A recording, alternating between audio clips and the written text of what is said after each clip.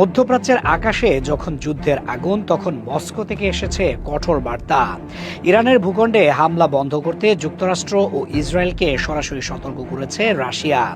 রাশিয়ার বক্তব্য, অবিবেচনাপ্রসূত সামরিক পদক্ষেপ পুরো মধ্যপ্রাচ্যকে আরও গভীর অস্থিরতার দিকে ঠেলে দিচ্ছে।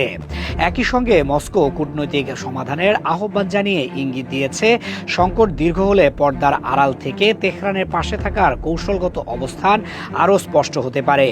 রাশিয়ার পররাষ্ট্র মন্ত্রণালয়ের আহ্বান ছিল পরিষ্কার: অবিলম্বে হামলা বন্ধ, উত্তেজনা কমানো এবং রাজনৈতিক ও কূটনৈতিক পথে ফেরার তাগিদ। মস্কোর অবস্থান হলো আন্তর্জাতিক আইন, পারস্পরিক শ্রদ্ধা এবং স্বার্থের ভারসাম্যের ভিত্তিতে শান্তিপূর্ণ সমাধান। এই অবস্থানকে আরও ধারালো করেছে রাশিয়ার সাবেক প্রেসিডেন্ট দিমিত্রি মেদভেদেভের বক্তব্য। তিনি যুক্তরাষ্ট্রের নীতিকে কঠোর ভাষায় সমালোচনা করে বলেন, তথাকথিত শান্তি প্রতিষ্ঠার আলোচনা ছিল ছদ্মাবরণ এবং আলোচনার আড়ালে চলছিল চাপ প্রয়োগের কৌশল। এ ধরনের মন্তব্য মস্কোর ভেতরের শক্ত অবস্থানে ইঙ্গিত দেয়, যা সংকট বাড়লে কেবল বিবৃতির মধ্যে সীমাবদ্ধ থাকবে কিনা সেই প্রশ্নও সামনে আনে। বিশ্লেষকদের মতে তেহরান মস্কোর সম্পর্ক গত কয়েক বছরে আরও গভীর হয়েছে। এ কারণেই সংঘাত দীর্ঘ হলে মস্কোর ভূমিকা তিনটি পথে বাড়তে পারে বলে আলোচনা হচ্ছে।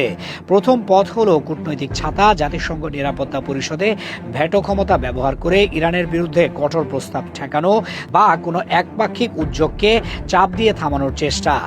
দ্বিতীয় পথ হলো প্রতিরক্ষা সক্ষমতা জোরদারের সহায়তা।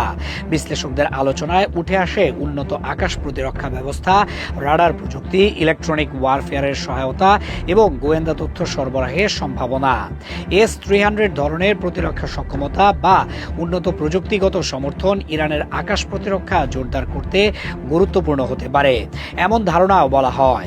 এই ধরনের সহায়তা সরাসরি যুদ্ধের মাঠে রাশিয়ার উপস্থিতি না দেখিয়েও ইরানের প্রতিরোধ শক্তি বাড়াতে পারে। তৃতীয় পথ হলো প্রযুক্তি ও কৌশলগত সহযোগিতা আরও ঘনিষ্ঠ করা। ড্রোন ও ক্ষেপণাস্ত্র প্রযুক্তিতে পারস্পরিক সহযোগিতার আলোচনা আগেও ছিল।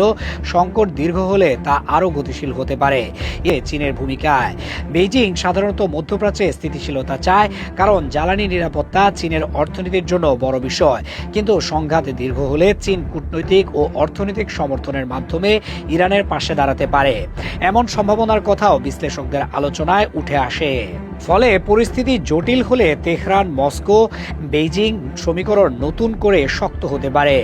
পরিস্থিতির গতি যেভাবে বদলাচ্ছে তাতে পরের কিছু সময়ই বলে দেবে উত্তেজনা কমার পথে যাবে নাকি বৃহৎ শক্তিগুলোর অবস্থান আরও সরাসরি হয়ে সংকটকে নতুন মাত্রায় নিয়ে যাবে।